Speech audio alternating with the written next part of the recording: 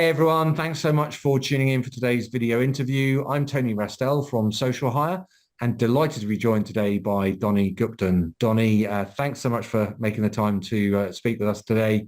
Would you like to just start by introducing yourself, what it is you do, and then we'll dive into some recruitment focused questions today. Yeah, thanks for having me, Tony. I'm excited to be here. For those of you that don't know me, I'm Donnie Gupton. I'm the founder of, or the creator, I should say, of the Relevant Recruiter Method, which is an inbound lead generation system specifically built for recruiting agencies, executive search firms, staffing firms, et cetera. Really focused on building a digital presence that attracts clients and candidates. And that's really kind of what I geek out about and help people implement all day long. And if my understanding is right, you sort of help people with training on that and help them to be able to do it Yep. themselves, Yep. as So we've got a opposed to, coaching. yeah, as opposed to us, we do it for people. So there's kind of a nice split there. Yep. Yep. We've got a coaching part of our brand that we basically have a system that we help people implement if they don't want to go out and do it on their own. If they want to, or if they don't want to go out and outsource it, so they can run this type of a system in-house, or at least understand what they should be outsourcing and what good marketing and a good strategy looks like. Awesome. Well, between us, I think we have a huge amount of exposure to the recruitment market at the moment. So Yep. let's dive into some questions around that. Firstly, I'd be interested to hear your take on the market right now. You know, what are you seeing and hearing from recruitment business owners, and how varied is that picture?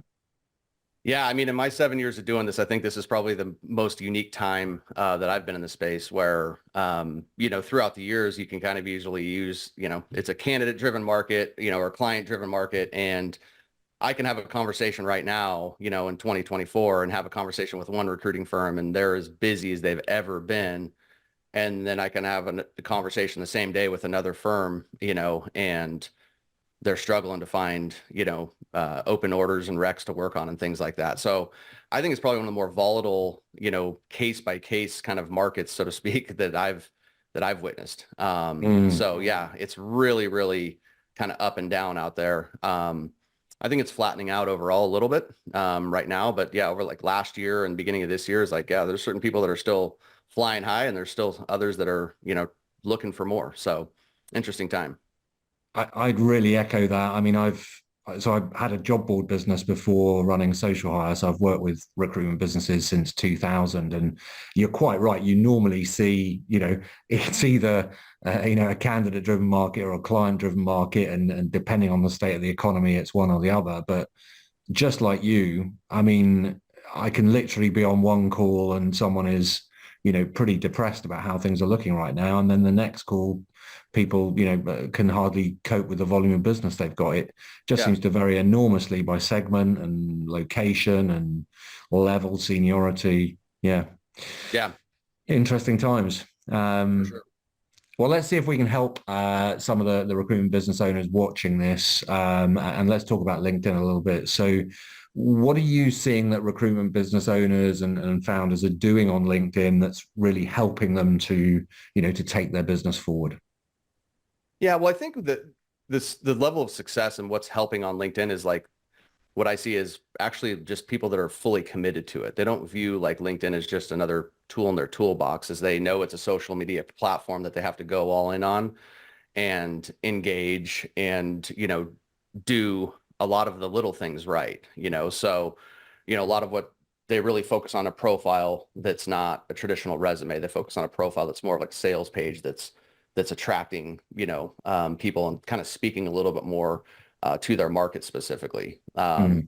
They're actively engaged on the platform. They're growing their network. They're having conversations with people, on a regular basis. And they're playing the long game. They're not trying to use the LinkedIn platform to be a band-aid or to, hey, here's how I can go, pitch a bunch of people today and hopefully win. They have it as a unique part of their strategy. So I think a lot of that looks like, they've got a good profile set up. They're targeting who they're connecting with on LinkedIn every single day. They're not just growing their network with random folks. It's a very strategic, network growing approach. They're engaging with the people that that are joining their network, but they're not selling. And then they're also, they're sharing their thoughts. And I think that that's where I personally, and I don't have any facts to back this up, but just from like observation, I think the companies that have built systems and built a brand are the ones that are actually doing well right now. And I think those that are a little bit behind that may have relied on legacy clients or repeat business that don't have systems in place are the ones that are kind of like, okay, what do we do now? Because some of this stuff's went away. So I think LinkedIn's still an excellent tool when used properly. And I think, if I were just being brutally honest, I think most people use it very lazily. How do I use the automated parts? How do I, do everything quick and just get on with the day? And LinkedIn's one of those places. It's social media, and the idea is to be social with your network. So yeah, that's what I've kind of seen that is really helping people. And I think there's also this, oh, well, you can't win on LinkedIn anymore. Like, yeah, you can. The clients are winning on LinkedIn every day. I win on LinkedIn every day. You just have the right approach. And that's where it's changed, is like a lot of people are just like looking at the approach of 10 years ago, which was connect, pitch, and hope for quick wins in business. So the platform's changed greatly. So I love how aligned we are on this, Donnie. We've just done a whole load of interviews, 170 firm owners, to find out, what they're doing on social media and then which of them it's really working for.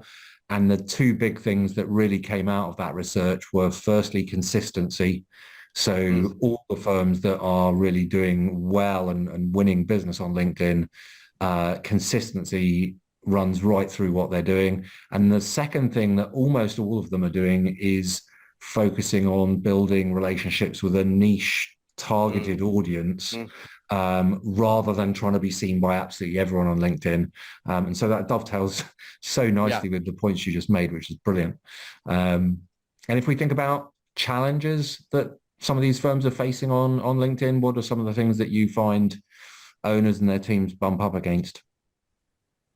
Yeah, I think some of it I've already kind of hit on, which I think is, well, what do I do with my LinkedIn profile? What is it supposed to say? What is it supposed to look like? Who am I talking to? And I think that it's actually it's like a layer above LinkedIn. It's like, what's your overall marketing strategy, so to speak? And you just hit on one of the things, which is like, yeah, we're not just growing our network of random people. It's like, so I think that the challenge ultimately comes into clarity. I think is one of the first challenges, like, well, who am I trying to make myself attractive to? Then who do I need to go, showcase myself to once I build this profile? And so having clarity of the target market, which you just mentioned, I think is critically important. So that takes and allows for more action quickly when it's like, oh, okay, this is my type of industry I work with. These are the exact types of decision makers. This is the company profile. So then when I'm doing my outreach, I don't have to think through that every time. It's like, I know. And then my profile is built specifically for that. And then I think the challenge is, well, how do I actually get somebody into dialogue? Right. Because, you see it, I see it. We're getting pitched every day. It doesn't matter really what industry you're in now.